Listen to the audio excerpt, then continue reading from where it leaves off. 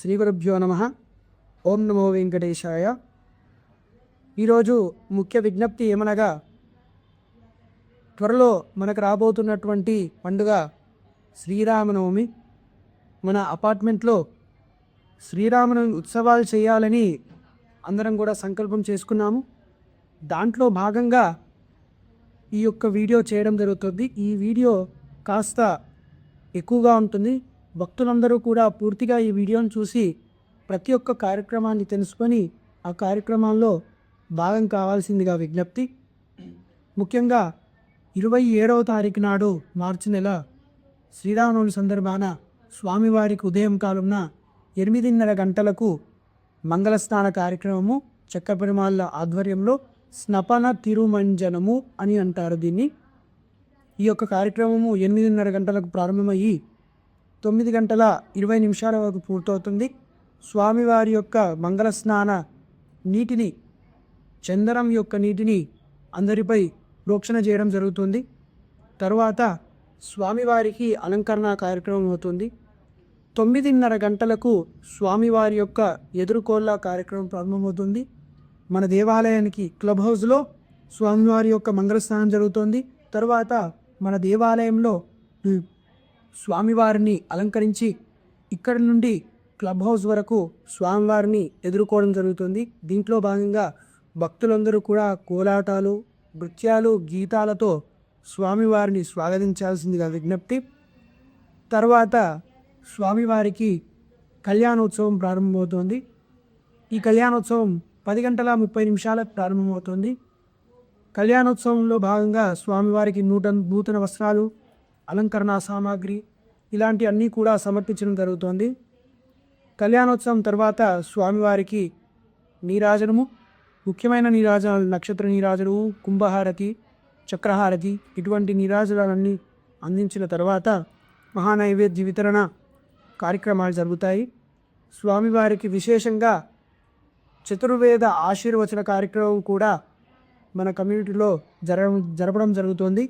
కావున భక్తులు ఈ అన్ని కార్యక్రమాల్లో పెద్ద ఎత్తున పాల్గొని స్వామివారి కృపకు పాత్రలు కాగలరు. ఎవరైనాను స్వామివారికి నూతన వస్త్రాలు కానివ్వండి, ఏవైనా సామాగ్రి కానివ్వండి సమర్పించుకోవాలనుకుంటే ముందు రోజునే అంటే 26వ తారీఖునే ఆలయ సభ్యులకు వాటిని సమర్పించి వారి యొక్క గోత్రనామాలను నమోదు చేసుకోవాల్సిందిగా విజ్ఞప్తి. ఓడి బియ్యం పోసుకునే వాళ్ళు, ఎవరికైతే ఇంట్లో అమ్మవారికి ఓడి బియ్యం పోసే ఆనవాయితీ ఉంటుందో వారందరూ కూడా 27వ తారీఖున మధ్యాహ్నం వరకు ఇంటి నుంచే ఓడి బియ్యం కలుపుకొని క్లబ్ హౌస్ దగ్గరకు వచ్చి కళ్యాణం అయిన తర్వాత స్వామివారికి అమ్మవార్లకు కలిపి ఓడి బియ్యాన్ని పోసుకోవచ్చు. వస్త్రాలు కూడా అక్కడే సమర్పించుకోవచ్చు. ఏమైనా ద్రవ్యాలు ఉంటే మాత్రం ముందు రోజే సమర్పించుకోవాల్సిందిగా విజ్ఞప్తి. అలాగే భక్తులందరూ కూడా సాంప్రదాయ దుస్తుల్లో వచ్చి స్వామివారి యొక్క ఎదుర్కోళ్ళ కార్యక్రమంలో పాల్గొని అలాగే కళ్యాణోత్సవంలో పాల్గొనాల్సిందిగా విజ్ఞప్తి. అలాగే ఆడవారంతా కూడా మంగళహారతులు తీసుకొని వచ్చి స్వామివారికి అర్చకులు నీరాజనం ఇస్తున్నప్పుడు మీ యొక్క మంగళహారతులతో స్వామివారికి కూడా నీరాజనం సమర్పించుకోవాల్సిందిగా విజ్ఞప్తి.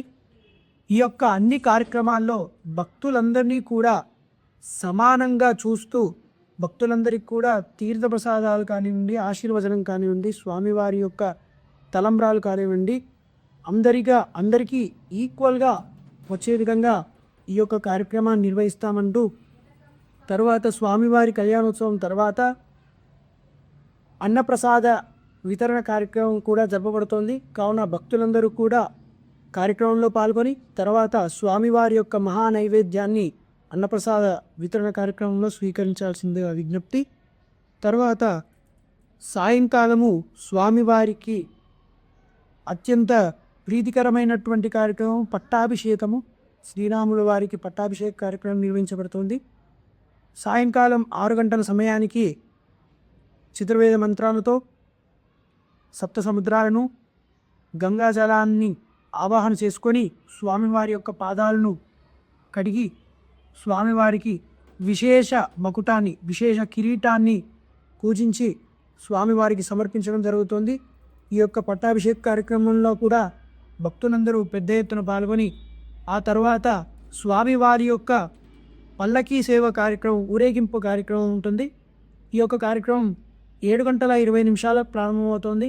కావున భక్తులు, యువకులు సాయంకాలం కూడా సాంప్రదాయ దుస్తుల్లో వచ్చి సాయంకాలం ఖచ్చితంగా మంగళహారతులు, ప్రతి ఒక్కరూ కూడా మంగళహారతులు తీసుకొని వచ్చి స్వామివారిని మంగళహారతుల వెలుగులతో ఊరేగింపు కార్యక్రమం చేసుకొని తర్వాత స్వామివారికి పౌలింపు సేవ కార్యక్రమం జరపబడుతుంది.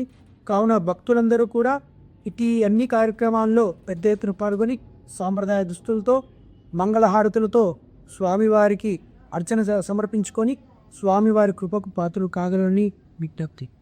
ఓం నమో వెంకటేశాయ. జయ శ్రీరామ్.